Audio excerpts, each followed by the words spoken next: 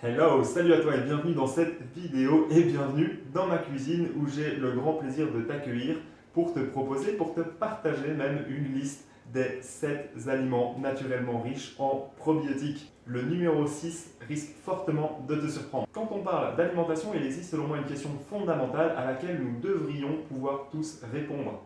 Mangeons-nous suffisamment d'aliments riches en probiotiques? Avant de répondre à cette question, avant de rentrer dans le détail et de parcourir avec toi les 7 aliments naturellement riches en probiotiques, je me présente rapidement. Je m'appelle Yanis, j'ai 31 ans, je suis nutrithérapeute certifié et cuisinier créatif. Et mon envie avec cette chaîne Eat Enjoy est de participer à démocratiser l'accès à la nutrition pour la rendre justement plus accessible au plus grand nombre à travers mes vidéos. Sur cette chaîne, je te parle essentiellement de cuisine créative et de nutrithérapie. Alors si ces deux thématiques t'intéressent, je t'invite à t'abonner à la chaîne et à activer la cloche des notifications pour rester informé des prochaines vidéos. À mon sens, on ne peut pas parler de nutrithérapie ni même de nutrition sans mettre sur la table la question des probiotiques et c'est pour ça qu'on est là aujourd'hui. Pour rappel, les probiotiques sont de bonnes bactéries déjà présentes dans notre intestin. Alors jusqu'ici, rien d'extraordinaire, des bactéries, on en a plein, sauf que les probiotiques, elles, ont d'immenses responsabilités. Alors par exemple, elles vont être responsables de l'absorption des micronutriments. À une échelle plus macro cette fois-ci, elles sont aussi garantes de la bonne santé de notre système immunitaire. Donc on peut dire largement même que les probiotiques sont essentiels et vont impacter notre santé globale. Non seulement les probiotiques sont essentiels pour la digestion, mais on peut aussi dire que les aliments riches en probiotiques vont nous apporter des dizaines d'autres bienfaits dont tu ne soupçonnerais peut-être pas l'existence. Première bonne nouvelle, obtenir plus de probiotiques dans ta ration alimentaire ne t'oblige surtout pas à acheter plus de poudre, de gélules, ni même aucun autre supplément alimentaire coûteux. D'ailleurs, ce qui vaut pour les probiotiques vaut aussi plus globalement en matière de santé naturelle. Alors si tu penses que tu vas pouvoir dégainer ta carte de crédit pour t'acheter une santé, désolé, ça va pas être possible. Heureusement, il existe de nombreux aliments naturellement riches en probiotiques et aussi délicieux. Ces aliments sont polyvalents et pratiques à incorporer dans ton alimentation quotidienne. Dans cette vidéo, l'idée est donc de te présenter 7 aliments naturellement riches en probiotiques et grâce auxquels tu pourras très certainement améliorer ta digestion, donc ton niveau d'énergie et ta santé globale. Je te donnerai également quelques conseils sur comment incorporer ces aliments dans ton alimentation quotidienne pour en maximiser les bienfaits. Je pense qu'il est particulièrement important de prendre conscience qu'une alimentation trop pauvre en probiotiques peut entraîner de nombreux effets secondaires à moyen et long terme, comme par exemple une mauvaise digestion évidemment, mais aussi une tendance à la prise de poids, des problèmes de peau, des maladies auto-immunes, une fréquence augmentée des rhumes, des grippes et des infections en tout genre. Et j'en passe, et non des moindres. Pourquoi entendons-nous tellement parler des probiotiques aujourd'hui? Quand on observe l'alimentation de nos ancêtres, il y a 200 ans et de nombreux siècles avant, les gens bénéficiaient alors d'une alimentation naturellement riche en probiotiques car ils mangeaient essentiellement des produits frais issus de terrains fertiles et sains, et aussi grâce à la sélection de modes de conservation comme la fermentation, la lactofermentation, qui vont venir enrichir les aliments en vitamines, en enzymes, en minéraux et en probiotiques. Aujourd'hui, avec les pratiques dangereuses de l'agriculture et la diminution globale de notre alimentation, on assiste à une baisse significative de la ration moyenne de probiotiques dans notre alimentation. Encore pire, on retrouve des traces d'antibiotiques sur de nombreux aliments qui garnissent les rayons de nos supermarchés et qui vont bien souvent finir dans notre assiette. Et ces traces d'antibiotiques vont avoir pour effet de tuer littéralement les probiotiques, les bonnes bactéries qui sont présentes naturellement dans notre intestin. Heureusement, il existe de nombreux aliments naturellement riches en probiotiques qui vont aider à nous apporter les bons micro-organismes, les bonnes bactéries dont nous avons besoin pour que notre santé puisse s'épanouir. En ajoutant des aliments naturellement riches en probiotiques à tes menus, tu vas pouvoir percevoir, tu vas pouvoir ressentir de nombreux changements à différents niveaux.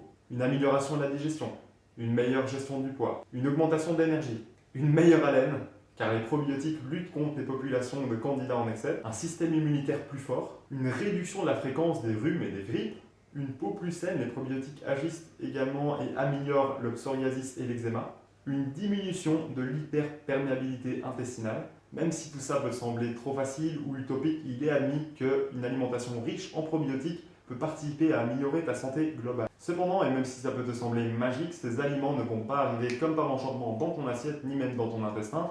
Il va falloir que tu passes à l'action et que tu gardes à l'esprit de prendre soin de toi en apportant à ton microbiote intestinal une alimentation riche en probiotiques. Alors dans l'idéal, il faudrait varier tes sources de probiotiques car chaque aliment possède des bactéries spécifiques qui vont agir à différents niveaux au niveau de ta santé.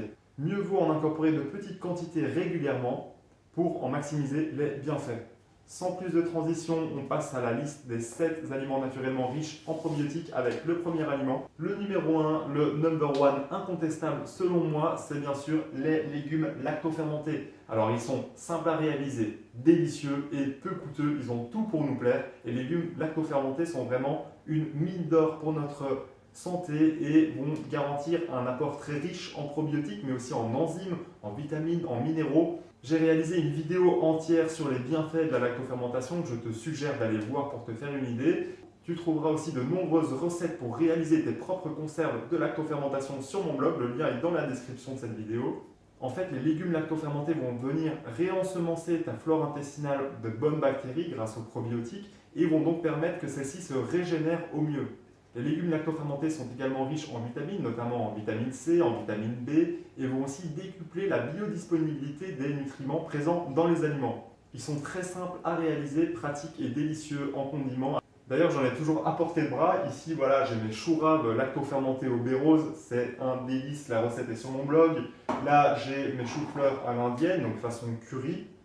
Là, mes tagliatelles de carottes, les citrons confits, bref, j'ai toujours un bocal de lactofermentation sur la table ou dans ma cuisine. Et tu peux très bien, comme moi, les conserver à température ambiante. Ça se conserve très bien, des semaines, voire des mois, des années, ça m'est déjà arrivé. Donc voilà, les légumes lactofermentés, le number 1 incontestable. Le numéro 2, le yaourt de soja. Et oui, le yaourt est sans doute l'aliment probiotique le plus connu, il est très puissant. Mieux vaut selon moi choisir des yaourts de lait végétaux car les yaourts animaux sont bien souvent trop sucrés et réalisés à partir de lait pasteurisé, donc chauffé à haute température et toutes les probiotiques, toutes les bonnes bactéries vont être tuées par la chaleur.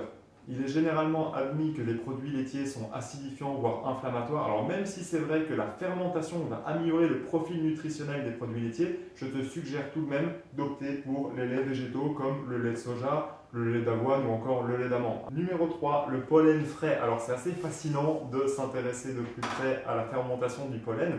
En fait, elle se déroule en 2 temps. Le premier intervient quand les abeilles vont butiner le pollen sur les fleurs et vont émettre des sécrétions buccales. Et en fait, cette salive d'abeille va permettre au pollen de commencer à fermenter.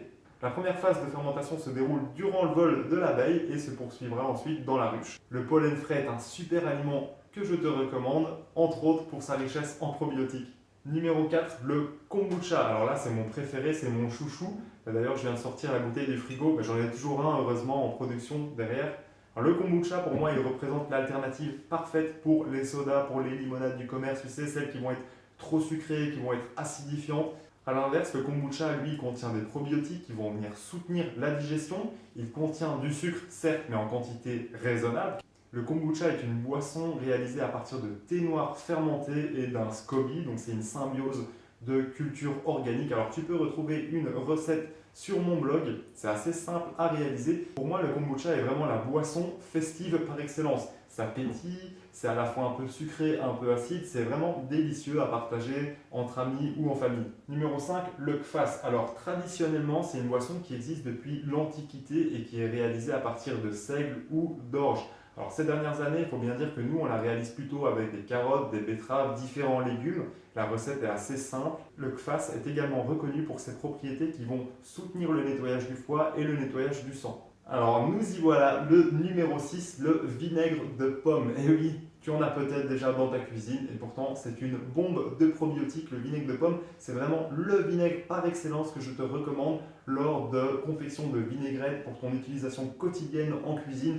Le vinaigre de cidre va vraiment soutenir la digestion grâce à son apport massif de probiotiques. Le vinaigre de cidre de pomme a plus d'un bienfait au compteur. Il va aussi participer à une meilleure gestion du contrôle de la pression artérielle, une meilleure gestion aussi du cholestérol et il va améliorer la sensibilité à l'insuline. C'est vraiment le vinaigre à utiliser dans tes vinaigrettes au quotidien. Le numéro 7 de la liste, c'est le miso. Alors il aurait pu très bien figurer tout en haut de la liste tellement c'est une bombe nutritionnelle. Tu as peut-être déjà eu la chance de goûter à la fameuse soupe au miso servie dans presque tous les restaurants japonais. Il faut savoir que le miso est très utilisé dans la cuisine japonaise, mais aussi dans la médecine traditionnelle japonaise. Le miso est fabriqué à partir de fermentation du soja, de l'orge ou du riz brun et à l'aide de koji. Donc, le koji, c'est un champignon. Le processus de fermentation peut durer quelques jours, des mois, voire parfois des années. Tu peux très facilement réaliser une soupe au miso chez toi si tu te procures une pâte de miso. Il suffit en fait de diluer un peu de miso dans l'eau. Mais pour réaliser chez toi la délicieuse soupe japonaise, il va falloir que tu fasses un bouillon d'ashi.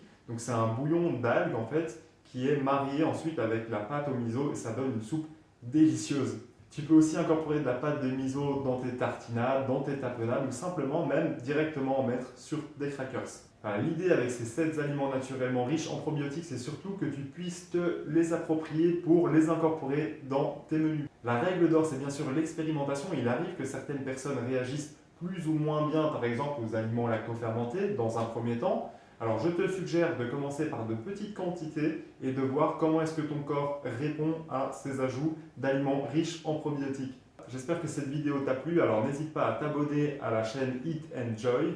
Rappelle-toi que l'expérience prévaut toujours sur la théorie, alors fais-toi plaisir et explore l'univers vivant des aliments riches en probiotiques. Merci à toi d'être resté jusqu'à la fin et à bientôt pour une nouvelle vidéo.